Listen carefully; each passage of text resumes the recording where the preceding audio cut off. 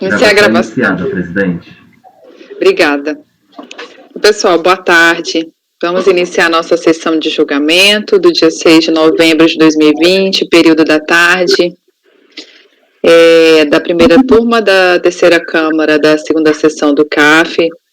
Presentes os conselheiros João Maurício Vital, Wesley Rocha, Kleber Ferreira Nunes Leite, Fernanda Melo Leal, Paulo César Macedo Pessoa, Letícia Lacerda de Castro, Maurício Dauri Tim do Vale e Sheila Ares Cartacho Gomes, que votarão nessa sequência que foi falada.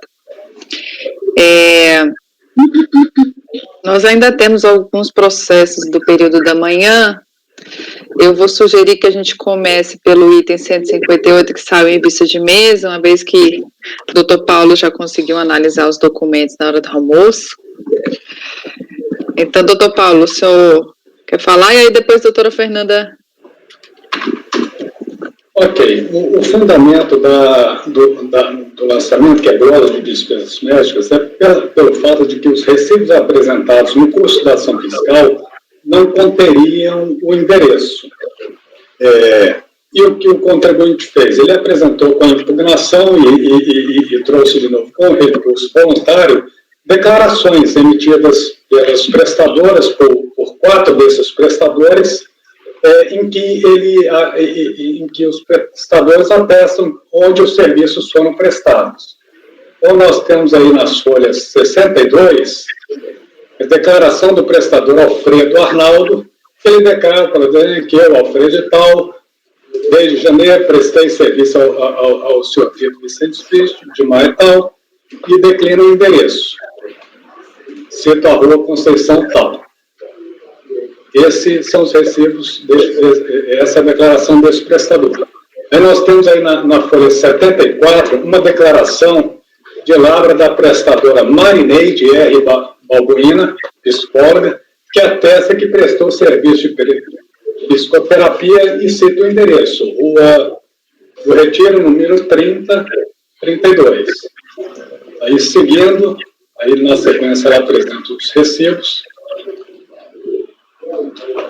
Nós temos também aí na folha 97, declaração de Eliette Mirândola, que diz que prestou serviço fisioterápico ao paciente Vitor Vicente, atestando que estes foram realizados na residência do próprio, entendeu? E cita a residência, o local onde os serviços foram prestados. Isso é muito comum em fisioterapia, né? O endereço residencial dela, a Receita já sabe, que está lá no CPF. Ela apresenta aí também os recibos. E tem um prestador que ele não apresentou declaração, ele apresentou simplesmente o recibo novamente, que é Eduardo Fregnani, que ele já apresenta o recibo contendo o endereço, Rua Bonifácio José da Rocha, número 162. Então, eu entendo que o fundamento da exigência, que a ausência de indicação do endereço, foi suprido com a impugnação. Eu observo que a notificação de lançamento não especifica o quanto foi glosado de cada um desses prestadores. Coloca um valor global da glosa. E não há nos autos também a declaração do imposto de renda do contribuinte para saber qual era a despesa de cada um desses prestadores para confrontar se os recibos apresentados batem com essas despesas. Mas eu entendo que a glosa não foi por falta de comprovação, foi pelo fato de não ter endereço nos recibos apresentados. Então, acho que não é importante verificar se está comprovado também os pagamentos. Acho que isso restou superado na verificação da malha, que só apontou questão de interesse, e não questão de falta de comprovação para não apresentar receitos. Por aqui mesmo. É assim que eu encaminho. As considerações que eu tenho a fazer em face dessa vista mesmo. Ok, doutor Paulo, obrigada pela análise. Doutora Fernanda, a senhora, como vai ficar? Tenho visto que, nesse caso, o motivo, a fundamentação do lançamento único exclusivamente a ausência de endereço nos recibos e que isso foi sofrido pelo contribuinte, eu dou provimento ao recurso voluntário, salientando que esse não é meu entendimento, no sentido de só a apresentação de recibos e declarações, ao meu ver, quando se é solicitado e exigido desde o momento do lançamento, a comprovação não supre. Esse é o meu racional, como os senhores sabem, mas nesse caso especificamente, como bem colocado pelo Dr. Paulo em sede de lançamento, isso não foi solicitado. Então, tendo em vista que foi suprido o que foi solicitado em sede de lançamento, eu vou dar provimento ao recurso voluntário. Mesmo vendo também que o contribuinte, em outros processos de outros anos, também foi exigida a comprovação de pagamento e que não fez. Porém, pela coerência, darei provimento ao recurso. E doutora Fernanda? Doutor João, como vota? Acompanho. Doutor Wesley? Acompanho. Doutor Kleber? Acompanho. Doutor Paulo? Acompanho. Doutora Letícia? Acompanho. Doutor Maurício? Também acompanho. Eu também acompanho. Então, o item 158, do Vitor Vicente, acorda os membros do colegiado, por unanimidade de votos, em dar provimento ao recurso. Então, vamos lá para baixo, onde a gente já estava indo. Você quer deixar o 171 para depois, Não, né, não, Paulo? eu acho que pode votar já. Então, Essa conversa que eu tive há pouco, eu esclareci um pouco melhor, acho que já dá para votar. então vamos para o 171. Bom, é uma notificação de lançamento, eu transcrevo aqui o relatório, né? O lançamento verificou a omissão de rendimentos expressiva de 281 mil, que é o rendimento que era oferido do Ministério Público do Estado de Santa Catarina, glosa de compensação em devido de imposto complementar, glosa de compensação de imposto de retiro na fronte. O contribuinte apresentou impugnação e ela aduz que a notificação de lançamento deve ser cancelada. O argumento de que agiu com erro grosseiro por inexperiência quando promoveu a retificação de sua declaração de ajuste anual enviada em data tal, que junta. Diz que pretendeu, com a retificação, alterar os valores recebidos no Tribunal Regional Eleitoral de Santa Catarina, no valor de 32 mil e tal, imposto retido de 4 mil e tal, para o valor tal, imposto retido de tal, por força de decisão do Tribunal de Contas da União, um acordo tal que orientou sobre a natureza tributária da verba recebida a título de URV. Cita que no ano de 2006 recebeu orientação para recolher o pagamento do imposto de renda no valor de R$ 350, pelo que efetuou o recolhimento. Relata que recebeu posteriormente no TRE Santa Catarina comprovante de rendimentos no valor de 32 mil e tal, orientando para que procedesse a retificação da declaração do exercício 2005, ano calendário 2004, que por força disso promoveu a retificação e enviou em 17 de 8 de 2008. Para que informou apenas o rendimento de tal, porque o valor de 281 mil já havia sido declarado em tal do tal. Narra que informou na declaração de ajuste anual o recolhimento de 300 e tal por GRU como imposto complementar, porque não localizou outro item apropriado para tal informação. Que o imposto retido declarado de 4 mil e tal consta do comprovante de rendimento pago, retenção e tal. Admite que, ao proceder segundo a orientação do TRE, não fez a retificação da declaração 2005 na forma correta, prevista pela Secretaria da Receita Federal. Requer ao final o cancelamento da declaração retificadora para que possa novamente fazê-la. E ainda que a Receita insira os novos valores informados pelo TRE, de acordo com o novo comprovante emitido em 2008, com rendimento tal e imposto tal, bem como aproveitar o recolhimento de tal. Cumpre ressaltar ainda o despacho de folhas E34, que recusou proceder à revisão do lançamento nos termos do artigo 6A da IN tal, sob o argumento de que as questões tratadas na impugnação seriam apenas de direito. Isso aqui, o que significa isso aqui? Esses lançamentos que ocorrem sem atendimento à intimação ou sem intimação prévia estão sujeitos a uma revisão de ofício pela autoridade julgadora antes do lançamento. A autoridade lançadora foi fazer essa revisão e entendeu que a questão era só de direito e não o fez. Então, essa argumentação toda colocada pela contribuinte foi colocada para a autoridade lançadora a oportunidade de revisar o lançamento e optou por não fazer. Não obstante as alegações defensivas, a decisão de piso manteve íntegro o lançamento. Bom, interessado apresenta recurso voluntário e vamos ao voto. De início, cumpre observar que as alegações do sujeito passivo acerca de erro material incorrido no preenchimento da retificadora, requerendo seu cancelamento, foi submetido à apreciação da autoridade competente em série de juízo de revisão de ofício do lançamento, nos modos preconizados pelo artigo tal da IN tal de 2009.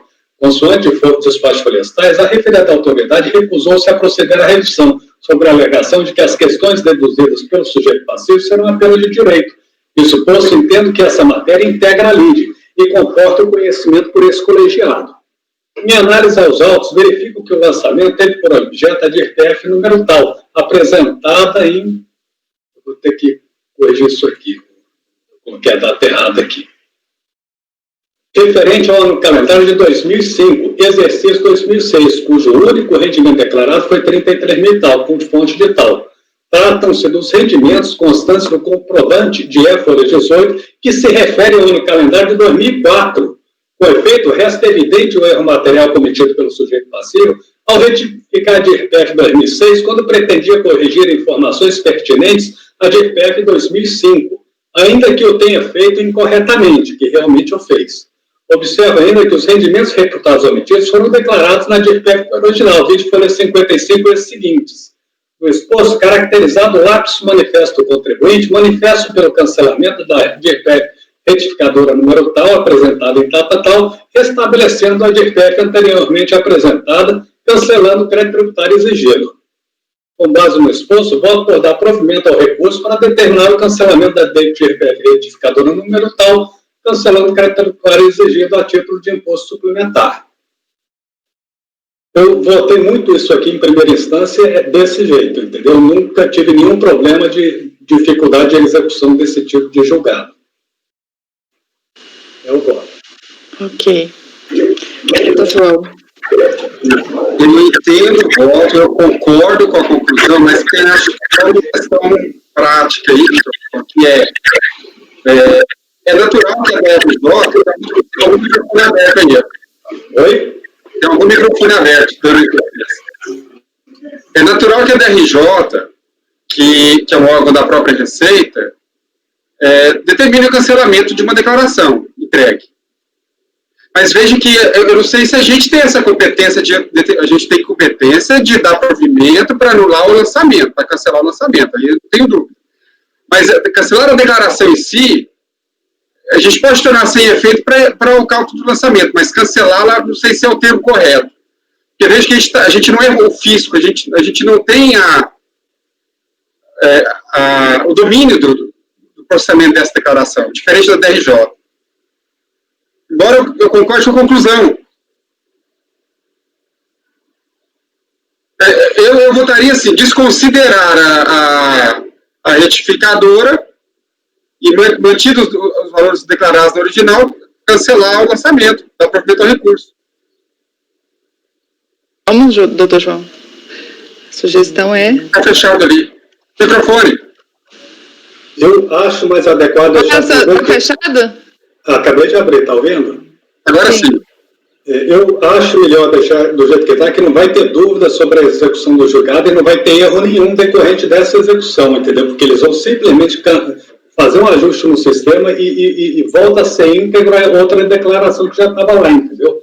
E não vai mexer na declaração correta, entendeu? Isso aqui é o melhor para a Receita, entendeu? Não vai ter confusão do que a unidade preparadora tem que fazer para acertar a situação. Vou acompanhar. Ok. Doutor Wesley. Eu concluo também, presidente. Doutor Kleber. Acompanho. Doutora Fernanda.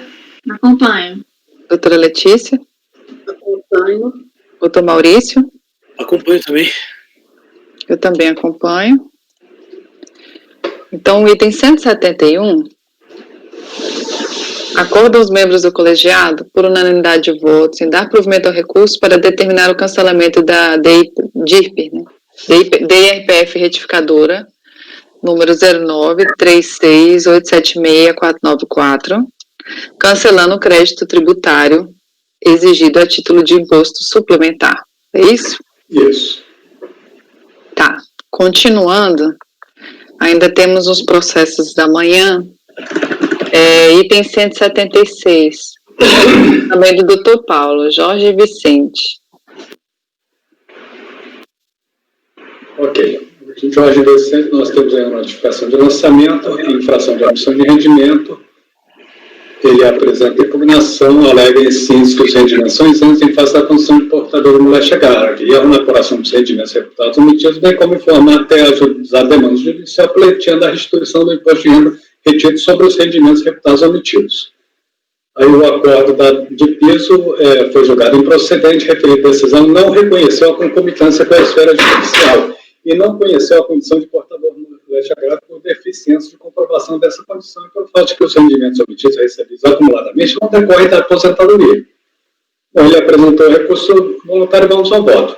Bom, não conheço da alegação de que os rendimentos reputados omitidos teriam natureza indenizatória por veicular a indenização trabalhista, por não ter sido veiculada na impugnação nenhuma tese pertinente, quedando desprecusa a inteligência do artigo 17 do PAF.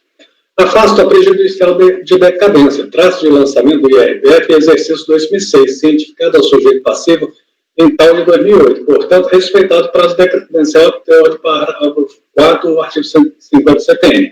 Em análise aos autos, em especial o que consta da impugnação, verifica-se que a matéria objeto do lançamento, ou seja, a incidência do imposto de renda sobre os rendimentos recebidos acumuladamente reputados e omitidos, foi objeto do processo judicial número tal, que tramitou na segunda Federal, Vara Federal São Gonçalo.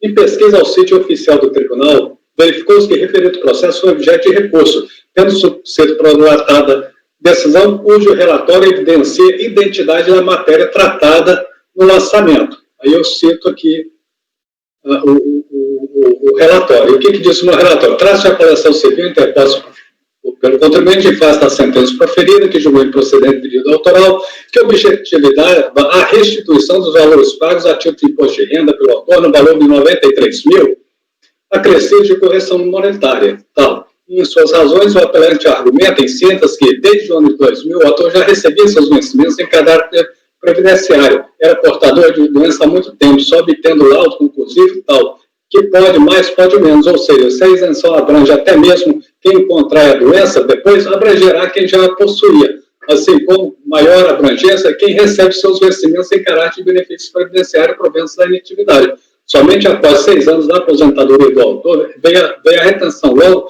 não há que se falar em salário, mas sim em proventos da aposentadoria. Do exposto, caracterizado que a matéria objeto do lançamento foi submetida à pressão do Poder Judiciário, eu aplico a concomitância aqui, entendeu? Então, eu voto por afastar a decadência e, no mérito, não conhecer do recurso. Ok. Aqui não seria o caso de não conhecer, literalmente? Eu acho que não, porque ele pede a decadência, né? É aquele caso. É aquele caso. Que ele pediu, embora tenha concomitância, você está afastando mesmo assim, né? Tá. Eu nem vou entrar na discussão de novo, não. Alguém tem algum questionamento? Eu só vou mudar esse voto que está meio esquisito, né? Voto por conhecer parcialmente do recurso, não conhecer... Ficou estranho porque você deixou de conhecer de uma matéria lá em cima e depois você não conheceu nada. De repente, não conhece nada e fala da decadência, né? Eu vou conhecer parcialmente, não conhecendo da matéria a questão judicial e rejeitar conhecer e rejeitar a prejudicial de decadência. Acho que é isso, né? Eu colocaria, conheço recurso apenas quanto à alegação de decadência. Isso. Não, aí não está conhecendo em função da concomitância, né? E na parte conhecida, negar provimento. É isso mesmo, doutor. É só isso, porque... Conhece parcialmente mesmo. Porque tanto faz dizer o que conheceu quanto o que não conheceu. Nesse caso é mais fácil dizer o que conheceu, que é a decadência. Então, com base no exposto, conheço do recurso apenas em relação à decadência e nego provimento. E nego provimento. É claro que lá no capítulo do conhecimento do voto ele vai explicar por que não está conhecendo das outras matérias por conta da concomitância, mas o dispositivo não precisa.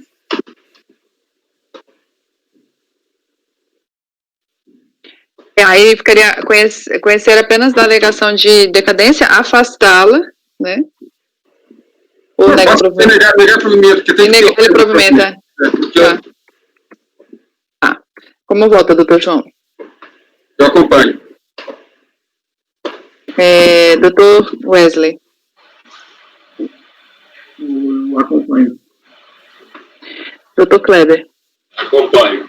Doutora Fernanda. Acompanho. Doutora Letícia.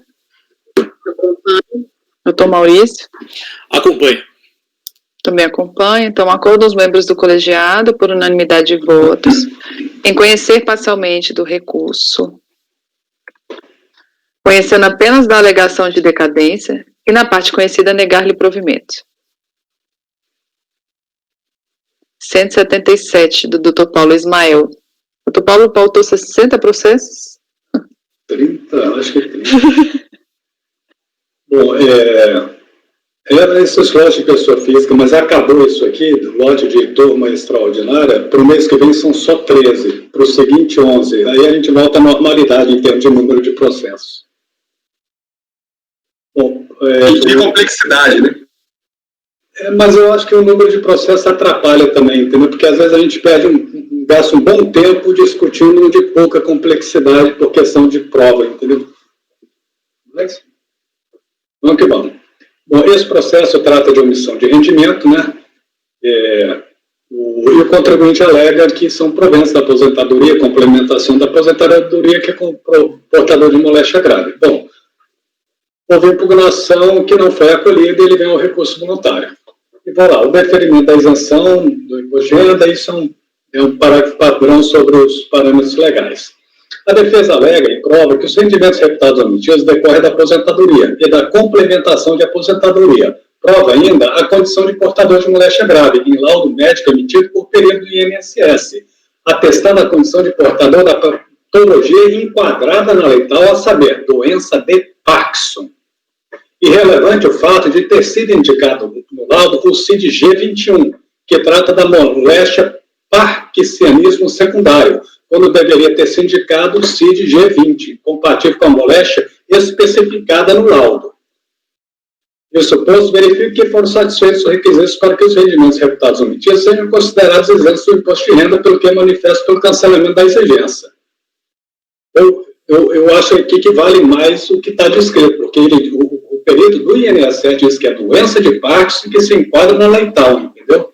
Ele não diz que é parkinsonianismo secundário, apenas classificou, ao meu juízo, incorretamente quando foi colocar o código CID. E pode ser também questão não sou médico, mas pelo grau também de... Mas se fosse parkinsonianismo secundário, não seria doença grave, não seria isento, entendeu? Mas quando o período do INSS que está acostumado a fazer isso, não é um médico que ocasionalmente faz isso, como são os médicos do Sistema Único de Saúde, que muitas vezes podem não ter familiaridade com isso. O período do INSS tem. Ele faz isso todo dia com essa finalidade. Então, quando ele fala que essa doença está lá na Lei 703, é porque ele entende que é realmente uma doença grave, entendeu? Qual foi o CID que ele colocou? Ele colocou o G21, quando deveria ter colocado o G20. G20. Pegou errado na tabela. Isso é um erro material. Eu também acho. Ok. Doutor João, como vota? Está dando provimento. Acompanho. Doutor Wesley. Acompanho. Doutor Kleber. Acompanho. Doutora Fernanda. Acompanho. Doutora Letícia. Acompanho. Doutor Maurício. Também acompanho. Eu também acompanho. Então, item 177.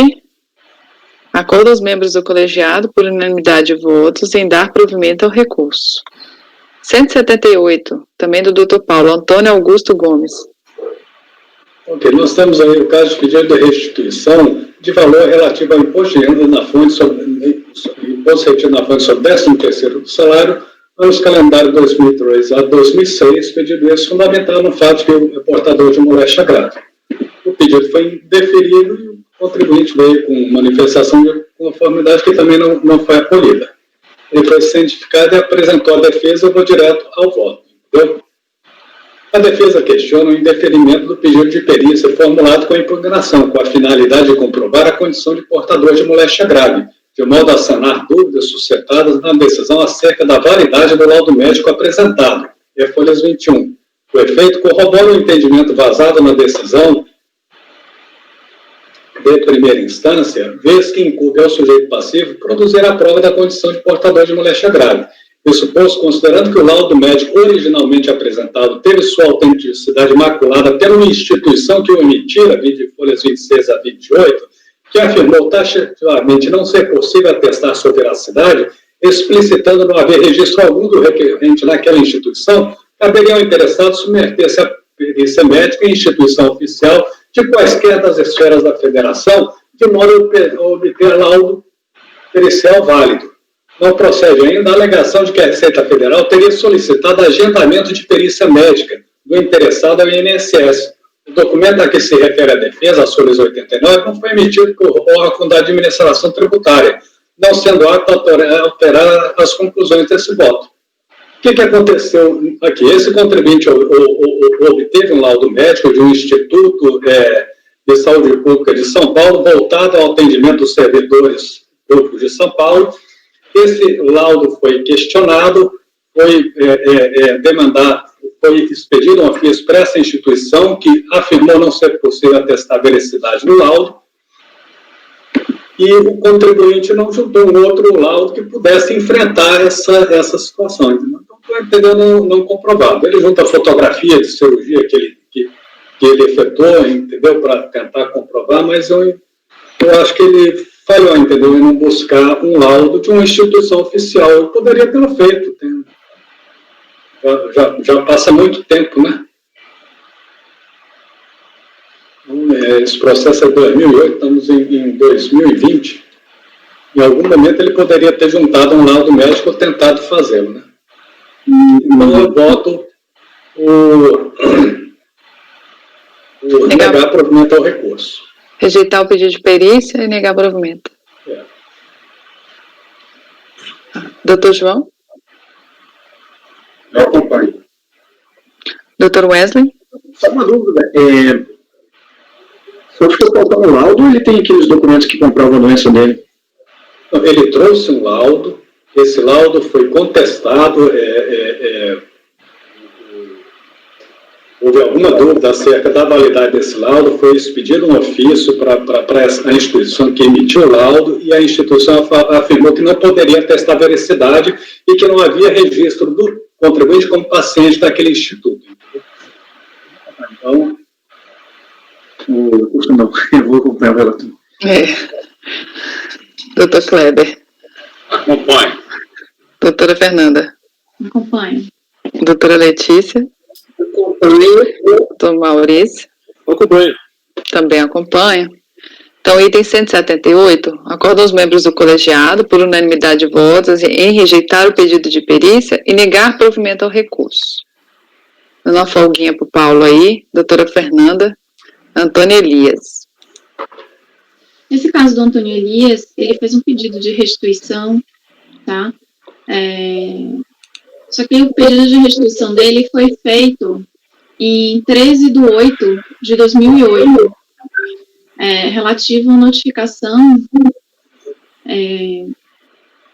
relativa a 2002.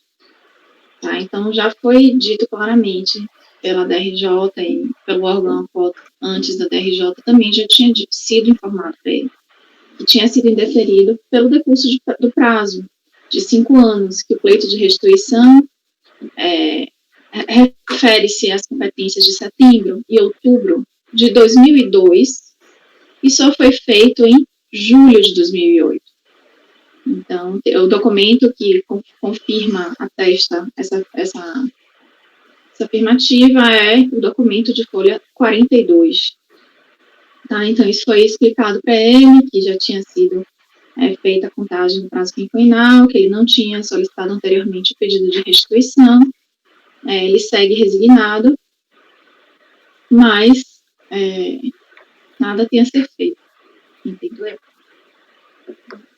Então, é negar provimento ao recurso. Negar provimento ao recurso, que é o pedido de restituição no valor de R$ 78,00.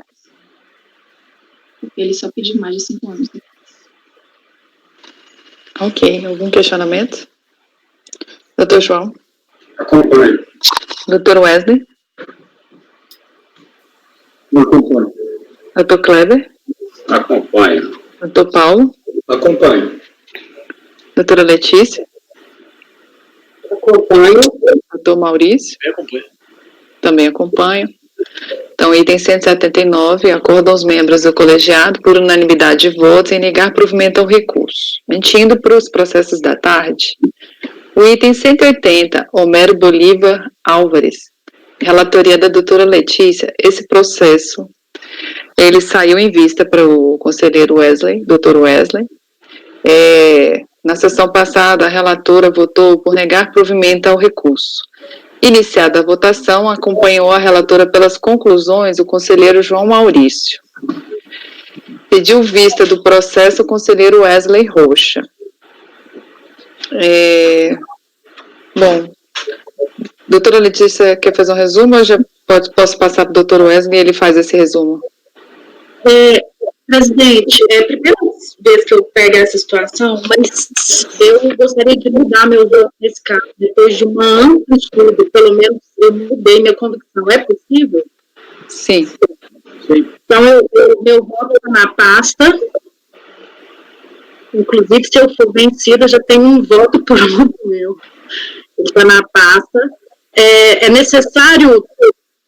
Bom, Ela passa no mês passado, né? Eu vou resumir os fatos aqui. Esse voto de agora está nessa pasta agora, né? Você mudou, não é isso? Na minha pasta de hoje. A pasta tá Bolívar ali, Paulo. Procura Bolívar. Tá Bolívar. Eu esqueci de colocar o Homero. Não, é o seguinte. Esse é o caso que o Bolívar, o contribuinte, ele teve uma lesão irreversível e incurável. Nesse momento, houve uma intimação para ele apresentar impugnação do lançamento. E quem apresentou essa impugnação foi o filho dele, juntou uma declaração, o Ronald, juntou uma declaração falando, olha, como ele está impossibilitado, juntou laudo médico, eu estou fazendo essa impugnação. A impugnação dele foi intempestiva. Realmente, a impugnação do Ronald foi intempestiva. A DRJ não entrou na questão da legitimidade do Ronald, apenas falou, não conheceu porque é intempestiva. Chegou aqui, em síntese, pedindo o recorrente para ser reconhecida a nulidade das intimações encaminhadas ao contribuinte. O que eu coloquei aqui no meu voto?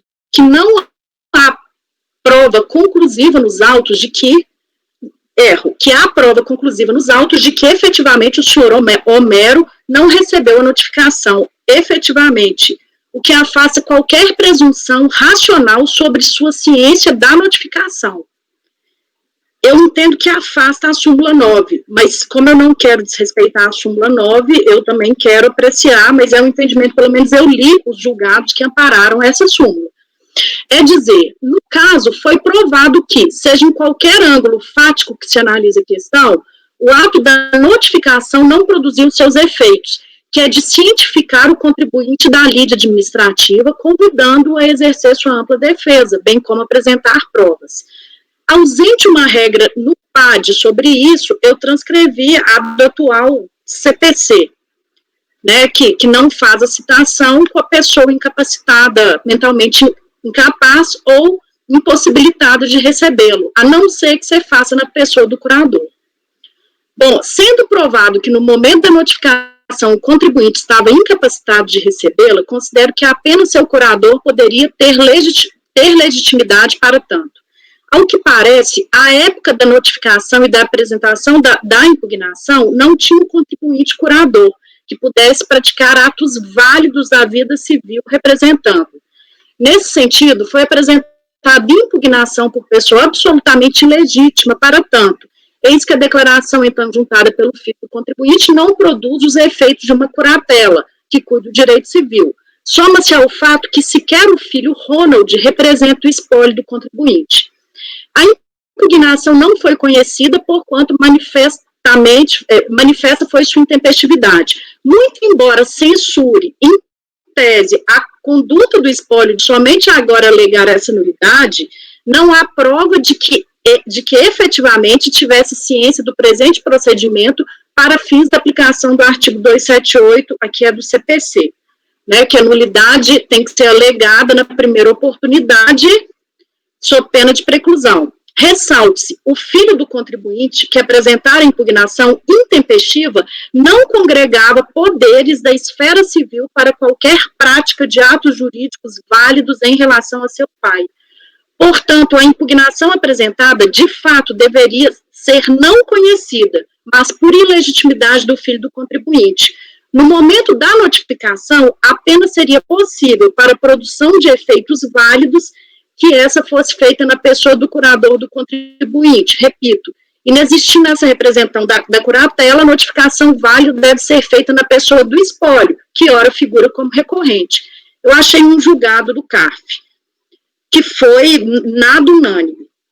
O prejuízo acometido à defesa de direitos do contribuinte é evidente. Não há concretização da ampla defesa por parte não legitimada a representar o contribuinte. Pode-se presumir que não há a efetivação do seu direito de defesa, o que conduz à nulidade do ato, nos termos do artigo 43, inciso 2. Portanto, comparecer no espólio do contribuinte para apresentar este recurso, vindo inclusive a suscitar a presente nulidade, entendo que deve ser suprida, depois eu ponho o pronome, de suprida a notificação, reabrindo-se-lhe o prazo para apresentação da impugnação. Então, o meu voto é para que seja reaberto o prazo para apresentação da impugnação pelo espólio. Por que eu entendo que não houve violação à súmula? A súmula é uma presunção de que se chega uma carta por correio para mim, eu tenho essa presunção que eu tive ciência dessa carta. Mas se eu provo efetivamente que era impossível a notificação produzir os efeitos, qual que é a produção dos efeitos de uma notificação? Você ser avisado, olha, tem um processo contra você, venha se defender. Esse é o efeito, e esse efeito nunca foi produzido. Por isso que naquele caso da doutora Sheila, eu perguntei, ele estava viajando, e assim que ele viajou, ele foi lá na Receita, porque eu entendo que se ele provar, porque senão a gente vai estar começando a julgar exercícios de sorte aqui. É sorte, se chegar uma notificação para mim e eu estiver fazendo um intercâmbio, há problema. Se eu realmente provo que ela não produziu os efeitos jurídicos, que seja reaberto o prazo. Então, nesse caso, também, igual eu falei, em tese, eu censuro a conduta do espólio, porque só agora ele alegou isso. Só que quem apresentou a impugnação não tinha poderes, não produziu esse tipo de efeito. Então, por isso que eu acho que supera a súmula 9, porque, de fato, eu provei com uma prova muito clara que não cumpriu a finalidade a notificação. E como não reabriu ali e o filho não tinha capacidade nenhuma, eu acho que a questão é de nem declarar nula, é de reabrir o prazo de impugnação. Porque não existe o direito de defesa, jamais, se quem vai sofrer os efeitos de uma decisão não tiver ciência efetivamente disso. E o filho, ele não tem condição, ele não representa. Então, meu voto vai ser nesse sentido.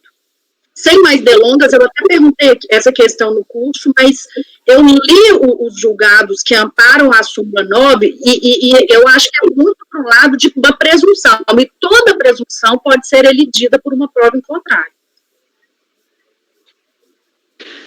Ok, doutora Letícia. Só por questão de que o doutor Wesley pediu vista, doutor Wesley gostaria de se pronunciar antes dos demais, porque o doutor João pediu a palavra e o doutor Paulo. Primeiro eu quero cumprimentar a relatora não só pela sensibilidade de alterar o voto, mas pelo brilhante voto, objetivo, claro, e eu acredito que pega todo o espírito do que é o nosso devido processo legal da Carta Magna, que foi colocada em 1988, tem todo o cotejo da ampla defesa e contraditório. Se eu pudesse, algum dia, ou citar, ou indicar um estudo de voto, eu indicaria o seu voto para poder colocar na prática o que é ampla defesa e contraditório. A gente fala muito defesa em contraditório, princípios que a gente às vezes até alonga ele de maneira a exagerar, mas aqui, do meu ponto de vista, o seu voto foi perfeito dentro do cotejo analítico do processo administrativo fiscal, do que se espera de um processo administrativo fiscal como um todo, para permitir, sim, a ampla defesa contraditória, dentro do devido processo legal. Eu não tenho mais nem o que acrescentar diante do que foi brilhantemente colocado pela relatora presidente. Ok, doutor Wesley, obrigada. Doutor João. Parabéns, doutora Letícia. Voto. O voto, a senhora me convenceu plenamente quanto à questão da possibilidade de haver a prova em contrário da presunção da ciência. Entretanto, até admito, portanto, que precisa se instaurar o contencioso. A parte que eu não consigo acompanhar a senhora é a parte da reabertura do prazo. Por quê? Veja, há uma impugnação apresentada que não foi conhecida por intempestiva e que depois só no recurso a pessoa disse, não, mas eu apresentei impugnação, ele é intempestivo porque o papai estava doente, que agora até já morreu. Eu votaria no sentido de se afastar a questão da intempestividade que impediu a análise da impugnação apresentada na folha 184, para que, então, o colegiado aprecie a impugnação, considere instaurado o litígio, aprecie a impugnação e siga-se a partir daí o recurso voluntário. Porque é diferente da proposta da senhora. A senhora quer retornar o processo ao início. Eu entendo que não é possível. Só um momento. Agora, eu quero que ele se deu por intimado agora. Sim, a senhora está considerando que ele está sendo intimado agora. O fato é, conhecimento do lançamento ele teve. Ele já conhece o lançamento. Tanto que ele se defendeu, isso foi suprido. Isso foi suprido, né, doutor João? Pela defesa que ele apresentou, isso foi suprido. Deixa eu explicar um ponto de vista, doutora. Legal. Oi? O filho dele que apresentou, que não é representante legal. Ele apresentou uma declaração falando, olha, meu pai, ele está vegetativo, então eu estou fazendo essa impugnação aqui para ele. Ele não é legítimo para apresentar a impugnação. E o meu voto fala, uma pessoa que não tem a capacidade, a legitimidade, ela não pode exercer a ampla defesa. Ela não pode, porque é igual no CPC, se você está numa situação de incapacidade, você é incapaz de receber a intimação, o Código de Processo Civil fala, então você não vai ser citado. Ou o seu procurador será. Pois é, mas essa proposta da senhora só está considerando não intimado, é isso? Não, eu tô considerando que não houve uma intimação válida lá no momento, porque ele estava incapaz, que essa impugnação em nada, ela é inexistente, porque quem fez ela é uma parte que não tem legitimidade, e que eu considerei o recorrente intimado agora, porque ele compareceu no processo e eu estou reabrindo o prazo para ele apresentar uma impugnação. Eu estou dizendo que isso não é possível, porque se eu considerá-lo intimado agora, significa dizer que eu só estou concluindo o lançamento agora, porque o lançamento se conclui com a intimação. E aí eu tenho que aferir se isso já não decaiu. Sobre o seu raciocínio, ele na verdade não foi intimado. Esse está sendo o seu raciocínio. Eu não concordo. Por quê? Porque foi mandado no endereço dele, a legislação processual é clara que encaminhado ao endereço considera-se intimado, é o que está no 7235, muito mais além que está na sua. Intimado, mas não diante da ausência de exercício contraditório e ampla defesa por não ter sido elaborado por uma parte com poderes para tal, eu reabrir para o espólio fazer. Porque, na verdade, então é porque é o seguinte, eu estou convencida que eu não aplico a súmula 9 aqui, porque o ato de notificação não pode produzir efeitos numa pessoa nessa situação, e aqui eu não estou fazendo juízo de justiça, não estou fazendo juízo de valor, eu estou fazendo juízo de efeitos do ato jurídico. Eu entendo. Uma modificação, é igual assim, se eu provo efetivamente que é impossível de eu tomar ciência dela, no caso, eu não vejo como isso fazer efeito. Então, eu posso considerar, por exemplo, que diante de não haver a representação do filho, sim, eu estou entendendo a questão, se eu declaro a nulidade da intimação, da notificação... Não tem autenticação. Deixa eu só passar a palavra, vai que a gente vai ter mais esclarecimentos aí. Eu vou pedir... Ele foi notificado na data do recurso, não? Bom, deixa eu só passar a palavra para o doutor Paulo, que ele já pediu faz tempo. Doutor Paulo, liga o microfone, por favor. E depois doutora Fernanda e depois doutor Wesley, pela ordem. Ok.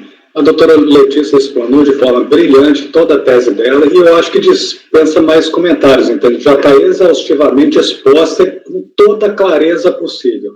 A questão é saber, nós podemos acolher isso ou não no âmbito do PAF. Eu entendo que não pode acolher. Não pode acolher porque isso levaria, em inúmeros casos, a reconhecer a decadência do lançamento. Não nesse caso, porque esse caso me parece que o lançamento foi feito com ele vivo ainda, entendeu? Antes dessa condição de vegetativo. Mas, em muitos casos, a gente teria que enveredar pela decadência porque a pessoa está ausente, que a pessoa, a situação de ausência também seria o caso, entendeu? Situação de impossibilidade material, essa aí é muito dramática, entendeu? Nos sensibiliza. Mas existem outras situações de impossibilidade material da pessoa que viajou por exterior, conforme a gente decidiu há pouco tempo, entendeu? Que seria impossibilidade material da mesma forma, entendeu? Só que por um motivo mais relevante. Então, em coerência com o que já foi decidido nessa sessão hoje, eu entendo que nós não podemos acolher essa tese. E até para garantia do processo administrativo fiscal, porque a gente não está falando só em impugnação, está falando também em criar uma jurisprudência que vai valer para se aferir ou não se o lançamento foi feito respeitando o prazo decadencial. Porque não tem previsão de suspender o prazo de decadência em face dessas situações, entendeu? Então, a gente ficaria com parte muito prejudicado até para fim de constituição do crédito tributário. Perfeito. Eu acho que as teses estão bem explanadas, entendeu? Sim, bem compreendidas. Eu acho que eu vou passar para a doutora Fernanda, que ainda não se manifestou. Eu, na verdade, faço das palavras de PC as minhas até uma parte, porque realmente o raciocínio e a construção lógica para mim foi irretocável, foi perfeita, alcançou para mim exatamente a intenção da lei, realmente para mim foi uma brilhante sustentação e racional, e entendo, inclusive, agora nesse aspecto eu entendo o contrário de PC com toda a vênia, porque eu acho que quando vem uma nova visão, mas que nos mostra que um caminho pode ser diferente, mas pautado com muita fundamentação e com muita coerência, eu, particularmente, não me importo de mudar meu posicionamento. Eu me resguardo nesse direito de mudar o posicionamento sempre quando entender que existe uma interpretação e uma fundamentação que me convence que existe um racional melhor do que o que eu tinha. Então, não tenho nenhum tipo de vaidade de mudar. E, realmente, parabenizo mais uma vez, Letícia, e realmente acompanho integralmente o seu racional.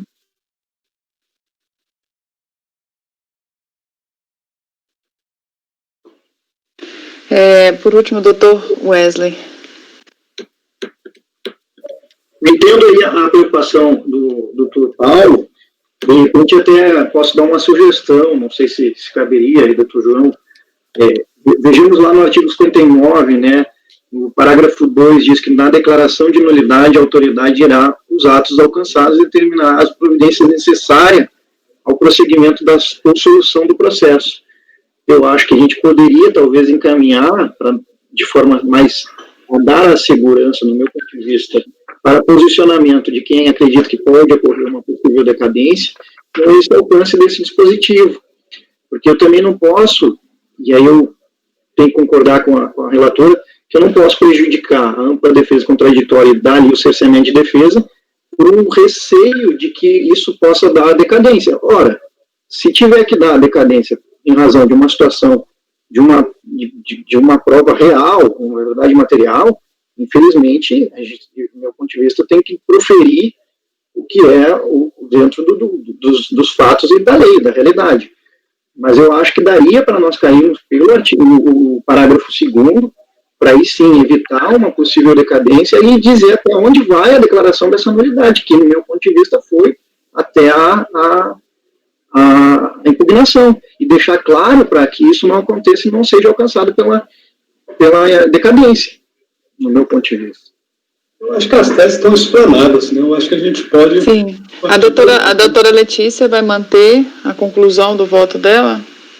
Eu vou manter com essa, para mim, excelente observação do Wesley.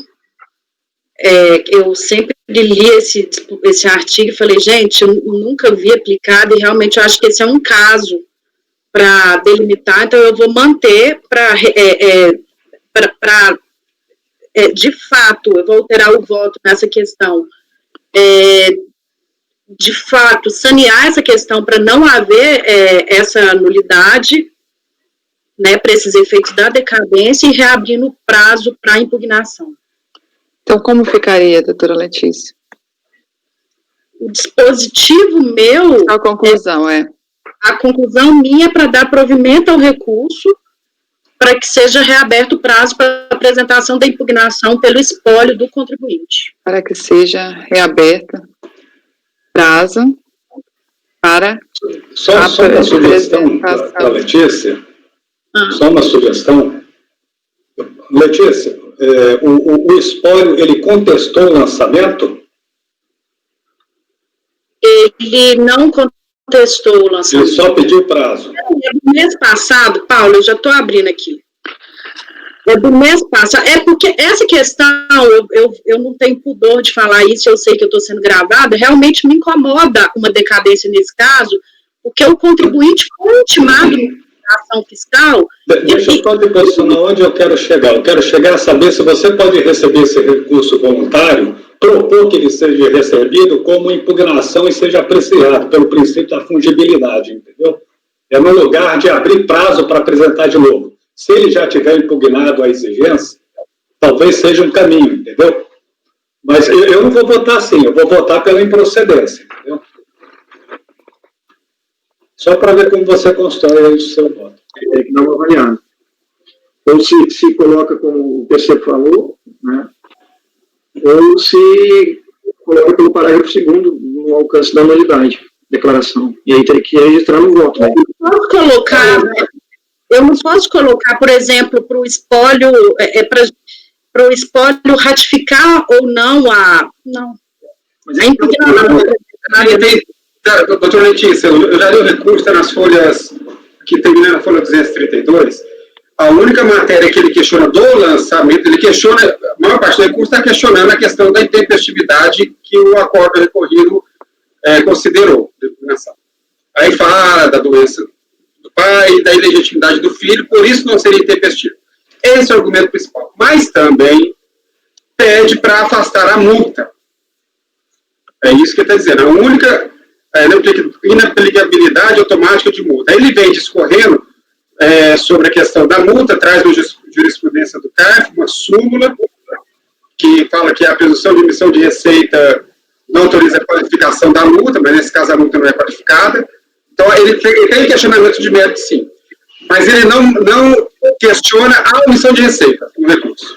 Eu tenho receio dele criar uma nova nulidade, porque o que foi devolvido para a gente foi só a questão da tempestividade, entendeu? Por conta disso, ele não explanou a questão de mérito, porque, na verdade, o que foi devolvido para a gente foi a tempestividade. Então, eu acho que eu poderia criar um novo argumento de nulidade aí. Eu vou manter a questão de reabrir o prazo de impugnação. Dá para votar, chefe? Sim. Então, a doutora Letícia vai conhecer parcialmente do recurso, conhecendo apenas da alegação de tempestividade da impugnação, e na parte conhecida está dando provimento para que seja reaberto o prazo para a apresentação da impugnação pelo espólio do contribuinte. É isso? Certo. Colocando em votação. Doutor João. Eu abro divergência, porque a intimação, em que pese todos os brilhantes argumentos da relatora, a intimação, ela atendeu exatamente o que está disposto no artigo 23, inciso 2º do 7235. Portanto, não há possibilidade de anular esse ato. Esse ato é perfeito, não é anulável, não é possível anular esse ato em si da intimação, porque cumpriu o dispositivo legal, exatamente como está escrito no inciso 2º do artigo 23, 7235. Sendo, portanto, válida a intimação nos termos desse dispositivo, a impugnação, além de intempestiva, concordo também com a relatora, além de não poder ser reconhecida por intempestiva, também não deveria ter sido reconhecida por ter sido apresentada por pessoa incompetente. Portanto, não se quer se instaurar. Ok, doutor João. Então, o senhor está abrindo, você está conhecendo parcialmente apenas da alegação de tempestividade e negando o provimento. Exatamente, né, provimento. Tá. Doutor Wesley.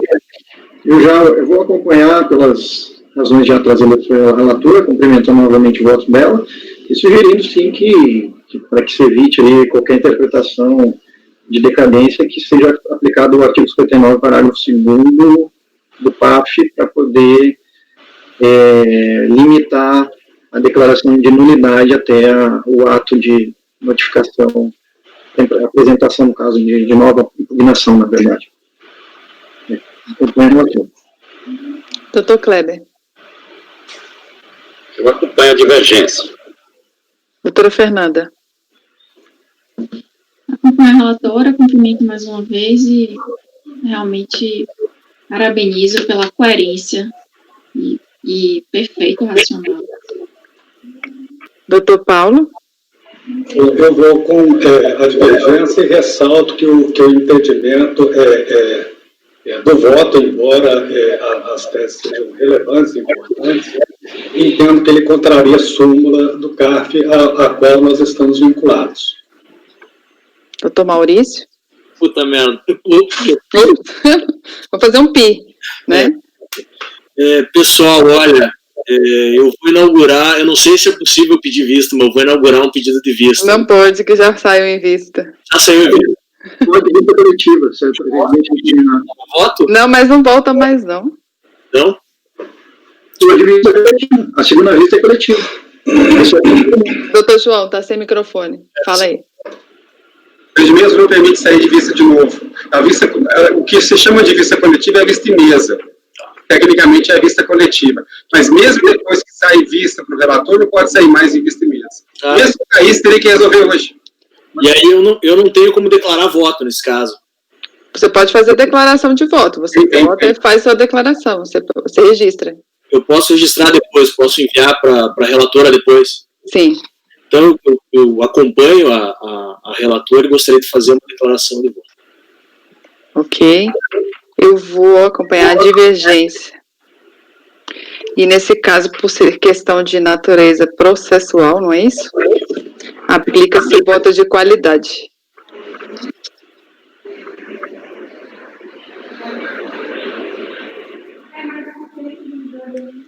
Agora eu fiquei só uma dúvida, seguinte sentido, se a gente puder, um minuto só, se pudermos esclarecer em um minuto, por que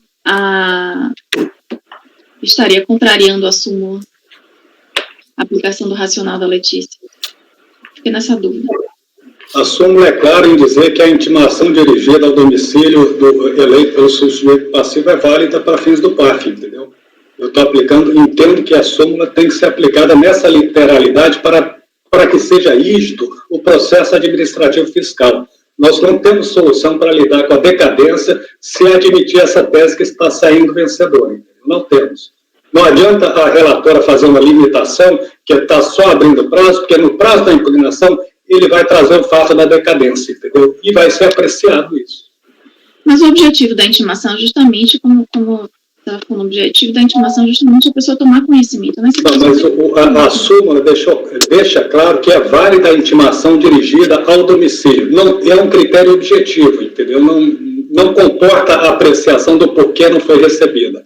Porque na hora que a gente começar a fazer esse tipo de apreciação, vai ter decadência para todo lado. Porque tem o que não volta é motivo. Agora eu acho que não comporta discutir isso de novo. Tá? Não, mas só registrar que nesse caso, as primeiras intimações, ele recebeu. Mas isso não vai valer só para esse caso, Letícia, isso vai valer para outros casos também, porque esse entendimento também seria o mesmo entendimento se alguém viesse falar que ele não estava, que ele estava vegetativo quando veio a notificação do lançamento, a ciência do lançamento, ela não aconteceu. Mas, Paulo, será que não deve ser esse mesmo entendimento, se o cara está... Eu acho que não é esse entendimento, eu acho que tem que dar uma segurança para o crédito tributário, e eventualmente o CAF poderia dar outro tratamento, mas não deu. Então, resta socorrer ao judiciário para essas situações, entendeu? Não é aqui que a gente vai conseguir resolver isso. A gente abre guarda para desestruturar o sistema do PAF. Gente, eu sei que a gente está correndo para o tempo, eu só quero lembrar uma coisa. Antes do advento da súmula, já existia a regra do artigo 23, inciso 2º. Por que veio a súmula? Justamente que começaram os questionamentos do CAF, do PAF, para dizer, não, tudo bem que a regra está lá, mas e se ele estiver viajando? Mas se foi o porteiro? Mas se tiver vegetativo? Mas se ele mudou, não alterou o endereço? Aí a súmula vem dizer, peraí, a regra processual mandou para o endereço, quem recebeu lá, e provando que se recebeu lá, obviamente, quem recebeu lá considera-se notificado. Concordo com o Paulo. Eu só faço uma recomendação para a Letícia para reforçar muito bem a razão pela qual, no seu entendimento e também na declaração de voto do Dr. Maurício, não se aplica a súmula. Por que eu estou fazendo essa advertência? Porque os cumprimentos de súmula é perda de mandato. Então, tem que deixar claro por que vocês entendem que não é caso de súmula. Inclusive, ao ler os julgados que ampararam a súmula, porque eu tive muito esse cuidado, eu me reportei, eu não recebi. Não, mas quem recebeu foi o porteiro. Não foi uma situação que, a rigor, seria impossível ele assim. É esse o caso que eu estou delimitando. A notificação jamais produziria efeito. Então, por isso que eu não considero que é um caso normal e que eu entendi que não se aplica a súmula. Mas eu vou repetir. Deixa isso muito claro. Eu tive esse cuidado e peço aí que o Maurício, que vai fazer também um voto, que tem esse cuidado também adicional. Presidente, o regimento interno determina lá no parágrafo 10º, na hipótese prevista no parágrafo 7º, poderá converter o pedido em vista coletiva, sendo a conversão obrigatória a partir do segundo pedido de vista. Só foi pedido de vista uma única vez nesse processo. Se alguém quisesse pedir vista do processo, aí não vai à vista, por exemplo, para o Maurício, vai à vista coletiva. Teria que ser convertido em vista coletiva o pedido de vista segundo, no caso. Eu acho que pode ser feito isso, entendeu? Porque é um assunto muito relevante, o Maurício poderia refletir um pouco mais sobre o voto dele, que me parece que é o que ele gostaria de fazer, né?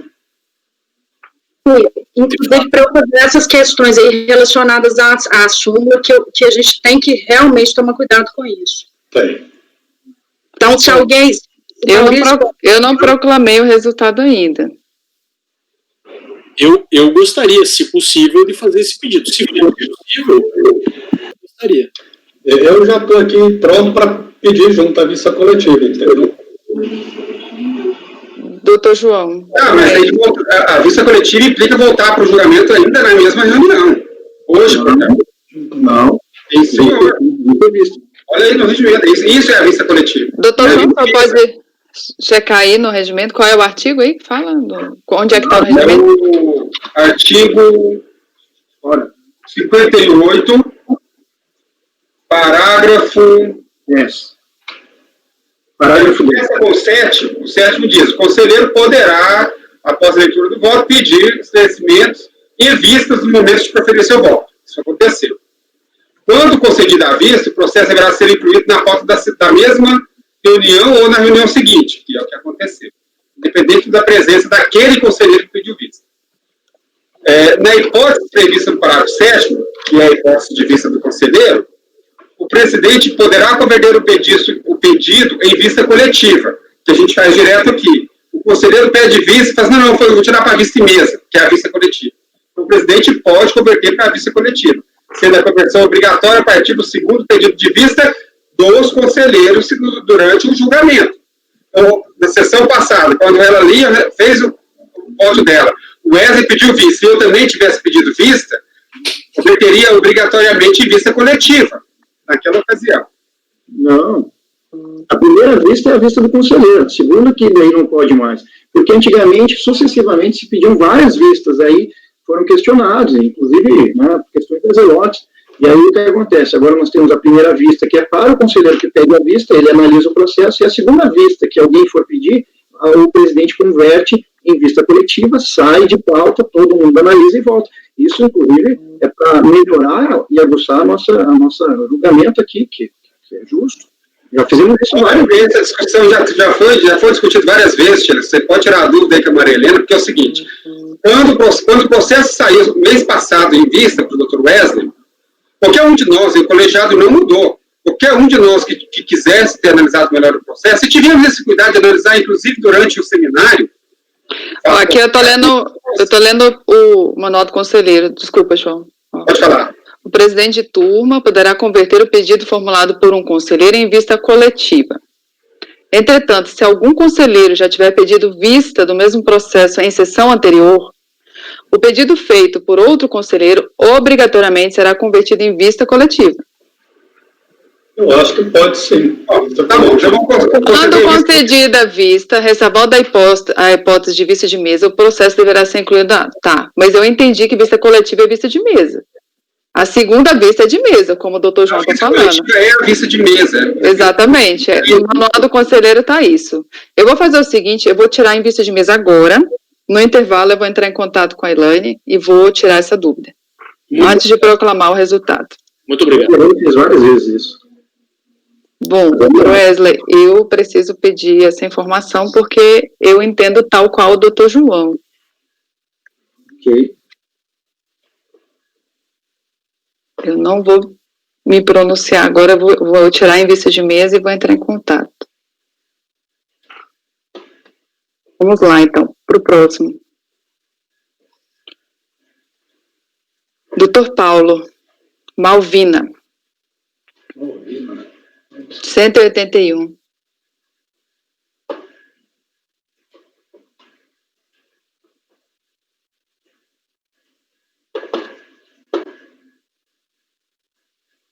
O benefício estragado do ex-classista. Esse processo é semelhante ao que nós votamos mais cedo, da Malvina, né? E é exatamente o mesmo argumento. Então, vamos lá no voto. No mérito, a defesa reitera as alegações de manifestação de inconformidade, requerendo seja admitida a não incidência no imposto de renda sobre verba recebida a título de abono variável, que entregou proventos da aposentadoria, invocando a aplicação da resolução número tal do STF. Aí eu cito aqui jurisprudência do CAF e com efeito, não verifico permissivo legal albergar a pretendida isenção do imposto de renda retido sobre verbas pagas a título de abono variável a juízes classistas, ainda que percebidos na condição de aposentado, por não se subsumir às hipóteses da resolução tal.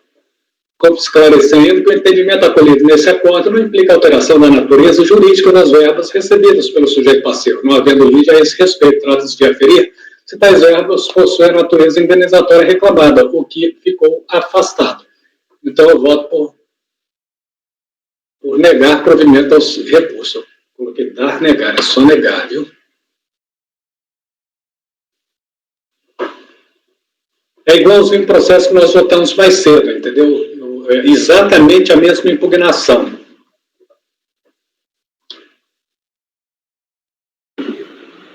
Ok, negar provimento ao recurso, né? Uhum. Alguém tem algum questionamento, doutor João?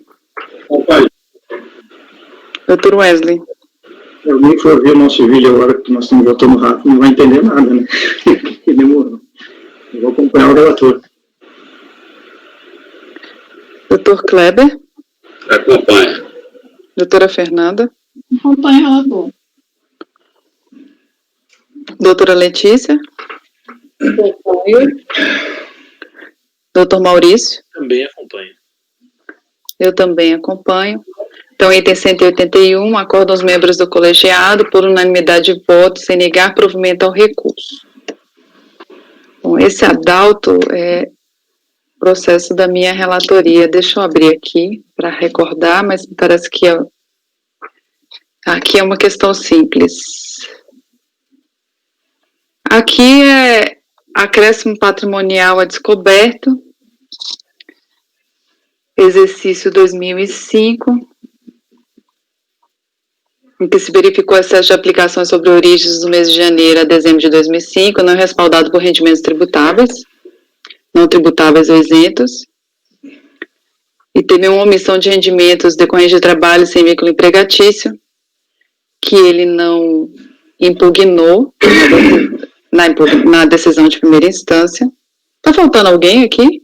Alguém caiu. Então, eu vou aguardar. Letícia caiu, pediu o link aqui no grupo. Ok, eu vou aguardar.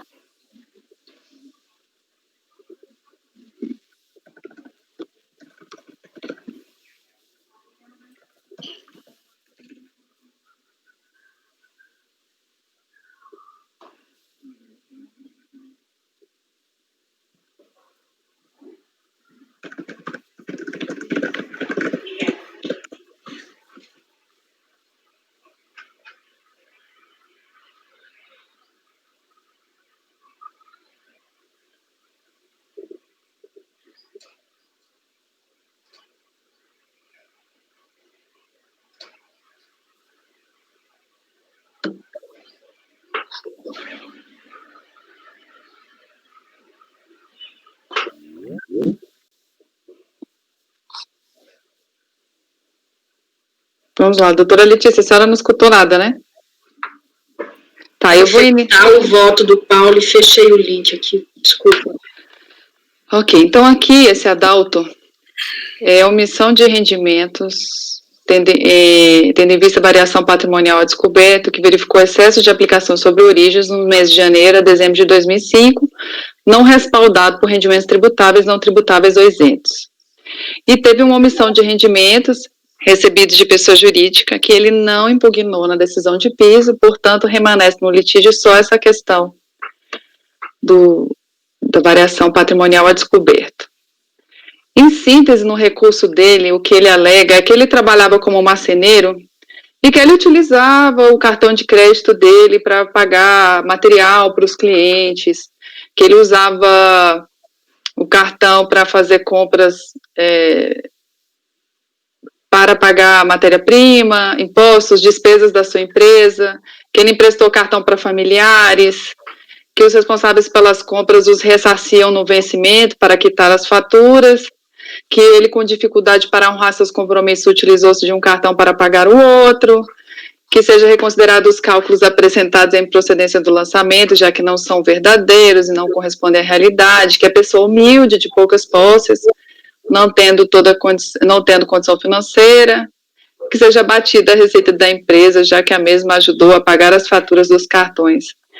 Aqui ele faz meras alegações, ele não comprova as alegações dele, ele simplesmente diz que utilizava para essas questões, apresenta umas guias de imposto da empresa, que ele, em tese, diz que ele pagou, mas não tem prova da transferência entre a empresa e ele, ou seja, ele não tem como provar essas transferências entre ele e a empresa, então ele não tem como vincular essa utilização do cartão por terceiros, que se terceiros tivessem utilizado e tivessem ressarcido, ele teria como provar, né? Então é o típico caso que ele emprestou o cartão, usou o cartão para a empresa, emprestou para familiar e tudo, e aí vai arcar com o ônus de ter feito isso. Então, eu estou negando provimento ao recurso. Não teve mais nenhuma outra questão. Estou negando provimento. Algum questionamento? Doutor João? Acompanho. Doutor Wesley? Eu acompanho. Doutor Kleber? Acompanho. Doutora Fernanda? Acompanho. Doutor Paulo? Acompanho. Doutora Letícia? Acompanho. Doutor Maurício? Também acompanho. Então, item 182, adalto, acorda os membros do colegiado por unanimidade de votos em negar provimento ao recurso. O Flávio também é da minha relatoria. Deixa eu abrir.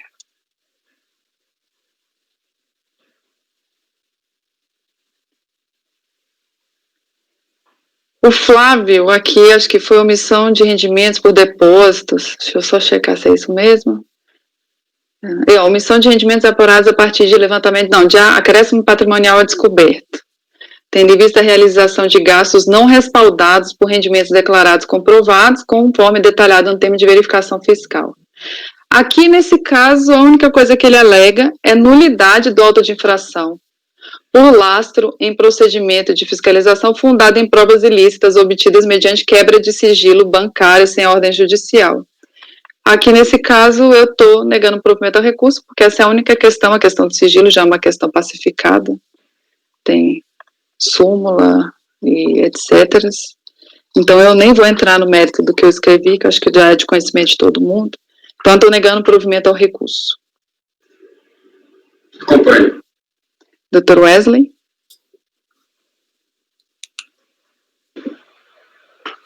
Está congelado, Dr. Wesley. Travou aqui, acompanho. Dr. Kleber? Acompanho. Doutora Fernanda? Acompanho. Dr. Paulo? Acompanho. Doutora Letícia? Acompanho. Dr. Maurício? Também acompanho, senhora presidente. Então, o item 183, Flávio Rocha, acordam os membros do colegiado, por unanimidade de votos, em negar provimento ao recurso.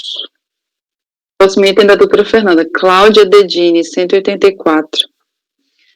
Bom, esse item, esse processo é um processo de omissão de rendimentos por depósito bancário e ganho de capital, sendo que o ganho de capital, ele foi afastado, esse lançamento, em sede de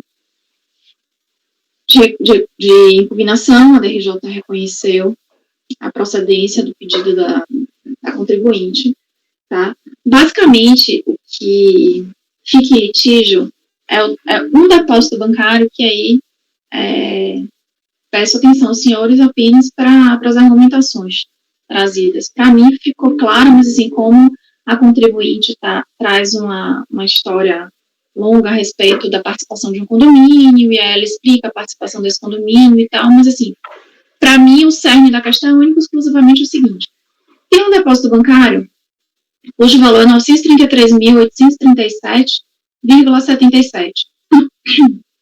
que esse é um depósito em que foi mantido, não se conseguiu identificar a origem, em que pese ter sido questionada e ter mostrado detalhadamente esse depósito. O que a contribuinte argumenta é que esse valor, né, teria sido adiantamento de lucros futuros, tá? Porque estava lá na contabilidade do condomínio como um valor de lucros futuros, tá? Ou seja, ela argumenta que esse valor de 933.877 seria um acumulado dos adiantamentos recebidos do condomínio por conta de lucros futuros. Porém, como diz o órgão fiscalizador, o valor acumulado nesta rubrica era de 567.826,37.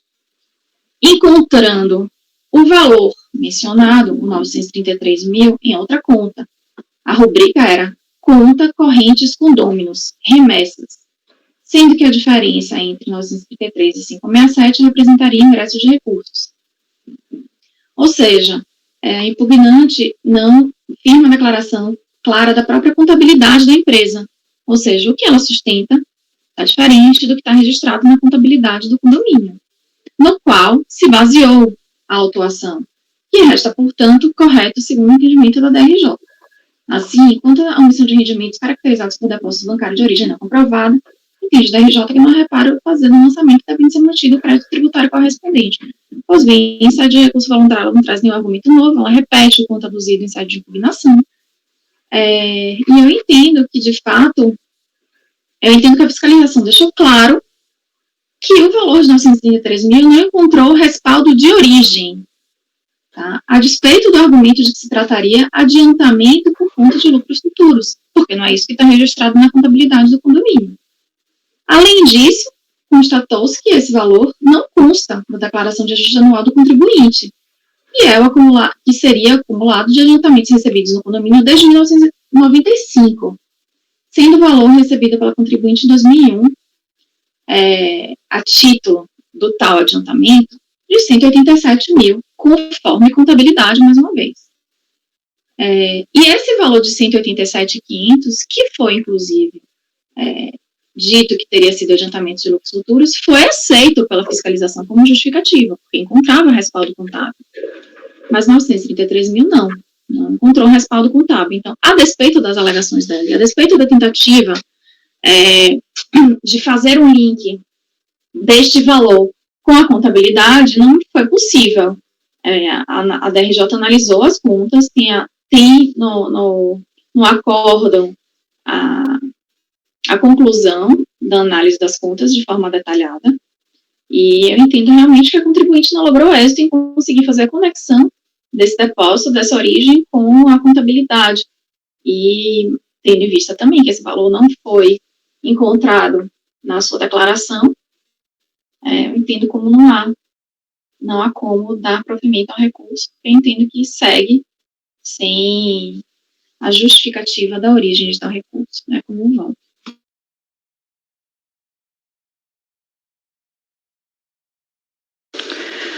Ok. Negando provimento, né, doutora Fernanda?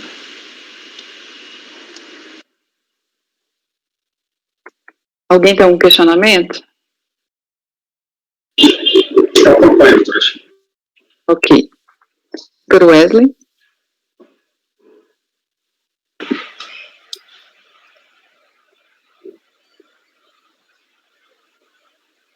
Doutor Wesley? Tá mudo, Wesley. Tava puxando, tava liberando. Agora tá bom, sim. Acompanha?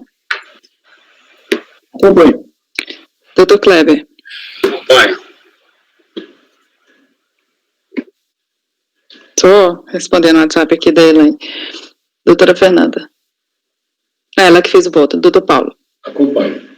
Doutora Letícia? Acompanho. Doutor Maurício? Eu também.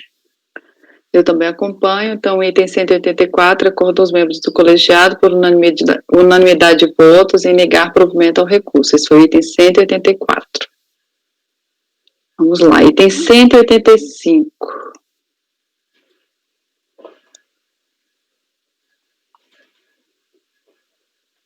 Deixa eu abrir aqui de novo.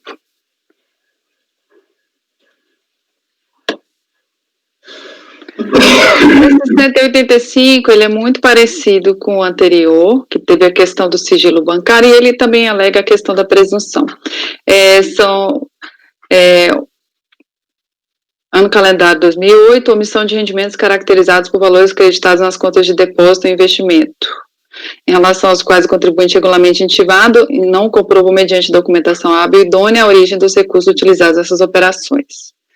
Ele basicamente alega a questão da presunção, que a União não pode, ante a falta de certeza dos elementos de fato, lançar tributo e juros e multa por presunção, que o lançamento baseado em presunção não pode subsistir, que o fato gerador não se presume e deve ser comprovado, que em caso de dúvida deve se favorecer o sujeito passivo, que houve violação de sigilo bancário, sem respaldo em ordem judicial, e requer o cancelamento do auto de infração impugnado e subsidiariamente a redução dos respectivos valores, observando o desconto padrão. Aqui eu estou negando provimento, né? Porque a questão da presunção já é conhecida por todos, né? Temos objetos de súmula 32, súmula 26, e a questão do sigilo também dispensa maiores comentários, e a multa não é cabível aplicar desconto padrão. A multa de ofício é de 75%, a multa disposta na legislação, não cabe ao julgador afastar a multa para aplicar um desconto padrão. Então, eu estou negando provimento ao recurso. Algum questionamento? Doutor João? Eu acompanho, só fiquei pensando o que pode ser o tal do desconto padrão. Não consegui descobrir, doutor João. Aí eu elenquei o artigo da lei que estipula a multa de 75%. Eu sei, existe um desconto padrão. Eu não entendi qual é esse desconto padrão, enfim. Doutor Wesley. Doutor Kleber. Acompanho. Doutora Fernanda. Acompanho. Doutor Paulo. Acompanho. Doutora Letícia. Acompanho. Doutor Maurício. Acompanho. Então, o item 185. Acordam os membros do colegiado, por unanimidade de voto, em negar provimento ao recurso. O Genival também é da minha relatoria, 186, deixa eu ver também. Eu estava com processos bem simples em relação a... esse aqui é uma questão que eu não, acho que não vai dar polêmica, não. Aqui é uma questão de intempestividade da impugnação. Aqui ele alega que houve uma mudança de endereço e que, em razão disso, a ciência dele deveria ser do momento que ele teve vista dos autos, tá? Ele tomou ciência no dia 17/9/2007 e apresentou a impugnação em 15/1/2008, tá? E ela deixou de ser conhecida pelo órgão julgador de primeira instância em face do reconhecimento da intempestividade. Ele não traz nenhuma informação, ele simplesmente alega que ele mudou de endereço e a decisão de piso, eu concordo, né? A decisão de piso anexa telas de folhas 413 a 416 e folhas 498 seguintes, em que se comprova que ele alterou o endereço dele somente em 30/5/2008. Ou seja, depois que ele apresentou, inclusive, a impugnação, tá? Ele fez a mudança de endereço pela DI, Declaração de Imposto de Renda 2008, ano calendário 2007, em 30/5/2008, tá? Ressaltando que também o endereço que foi enviado o auto de infração foi o mesmo endereço que ele vinha atendendo todas as intimações fiscais durante o procedimento fiscal. Então, eu estou aplicando a súmula CARF número 9, e eu estou conhecendo parcialmente do recurso, conhecendo apenas da alegação de tempestividade da impugnação, para, na parte conhecida, negar provimento ao recurso. É como eu voto. Alguém tem algum questionamento? Doutor João. Acompanho. Doutor Wesley. Acompanho. Doutor Kleber. Acompanho. Doutora Fernanda. Acompanho. Doutor Paulo. Acompanho. Doutora Letícia. Acompanho. Doutor Maurício. Também acompanho. Então, o item 186, acordam os membros do colegiado, por unanimidade de votos, em conhecer parcialmente do recurso, conhecendo apenas da alegação de tempestividade da impugnação, para, na parte conhecida, negar-lhe provimento.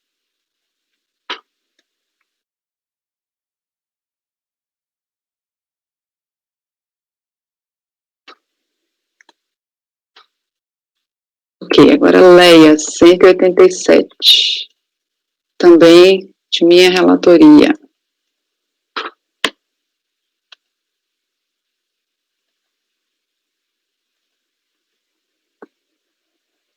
Esse da Leia, deixa eu ver se eu me recordo aqui.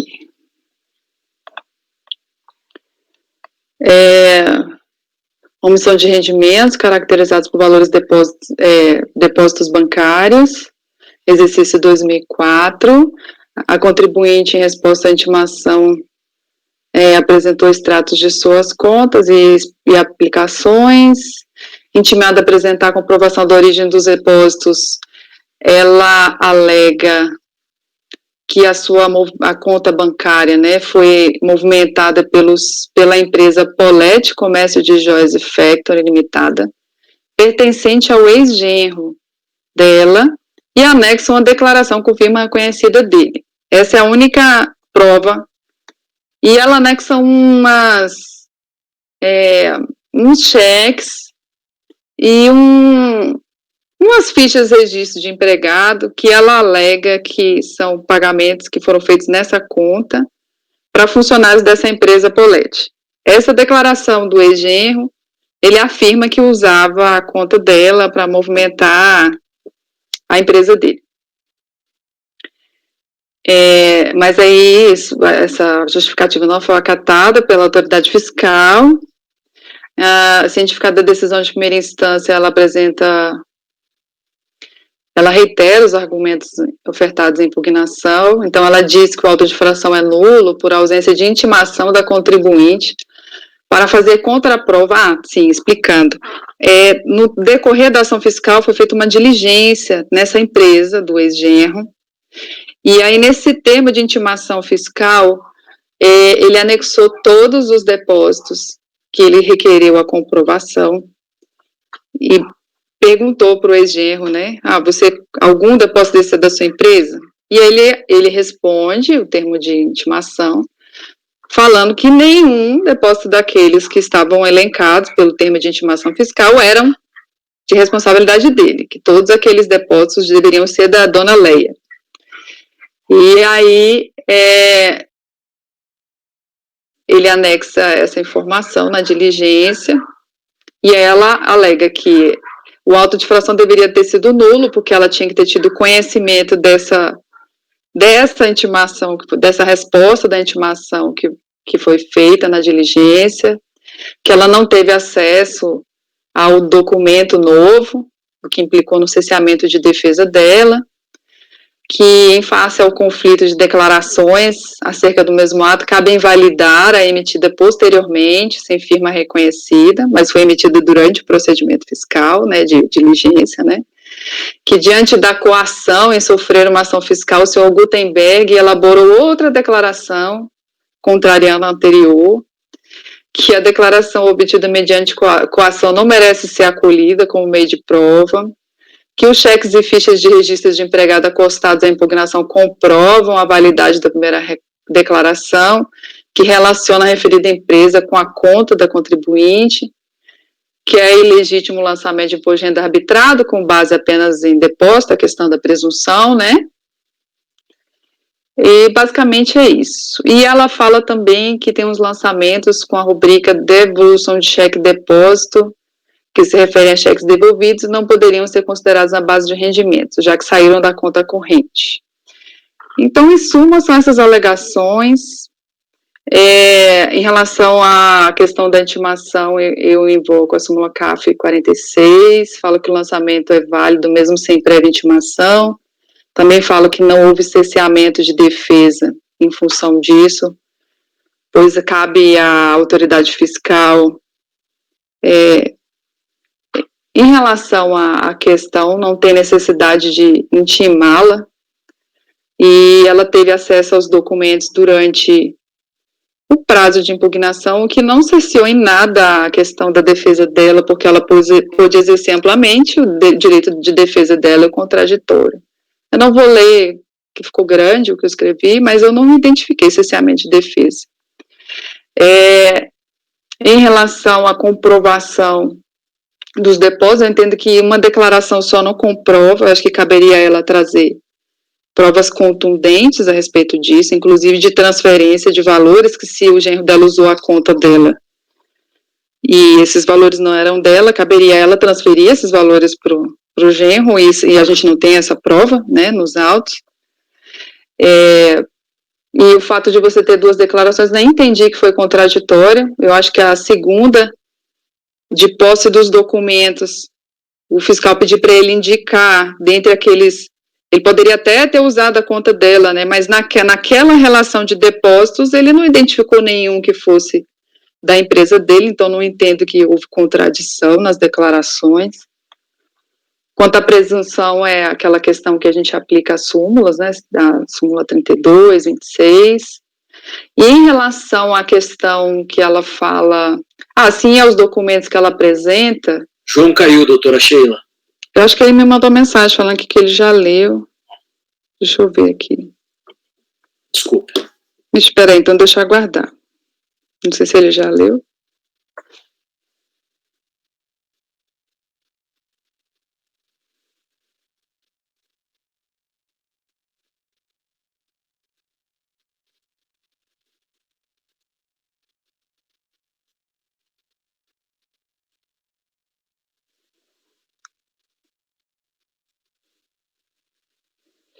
Mas dá para entender, né, mais ou menos. Ele alega muito que é do genro, mas a gente não tem prova dessa... E esses documentos que ele anexa aí, que essas fichas de empregado, ela não tem nem menção de quem é o empregador da empresa. Os cheques também, o fato dele pagar um cheque para alguém, não significa que aquele valor se referia a um pagamento de salário. Se eu não tiver contabilidade e folha de pagamento, como é que eu vou vincular isso a um pagamento de salário? E outra, o lançamento é de depósitos. Não adianta, de que adianta ele comprovar a saída, se ele tem que comprovar a entrada? De que foi essa entrada de recurso, né? Então, enfim, em relação à questão dos cheques devolvidos, o próprio fiscal fez um termo de retificação de lançamento e informa que os valores, que checou esses valores, né, e que os citados valores não se referem a cheques devolvidos, mas sim a outras questões de cheque e caixa, saque e caixa. E, além disso, ele também não traz aos autos se isso foram cheques devolvidos. Ele poderia ter trazido a informação desses cheques, né, para provar que foram realmente cheques devolvidos. Então, eu estou negando o provimento. Deixa eu ver se o doutor João retorna para fazer um resumo para ele. Mas é basicamente isso, eu estou rejeitando a preliminar e negando o provimento. Ele está no WhatsApp falando que parece que a internet caiu.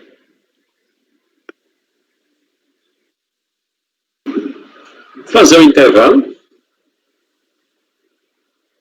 Que horas são? São 3h40? Deixa eu só ver se ele vai tentar entrar pelo celular.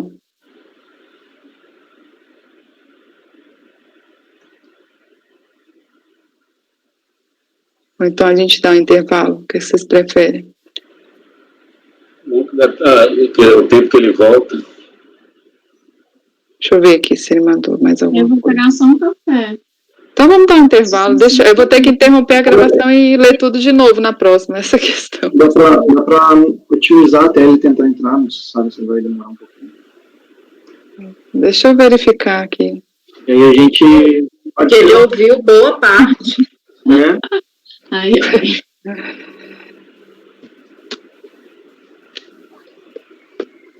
Então, bom, vamos dar um intervalo. Deixa eu ver aqui se ele vai entrar pelo celular.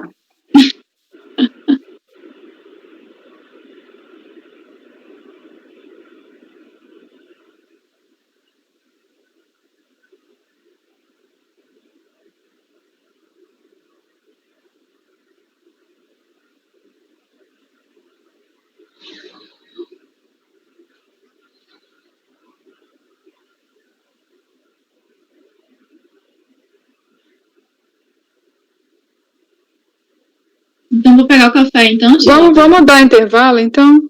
Deixa eu interromper a gravação. Olha.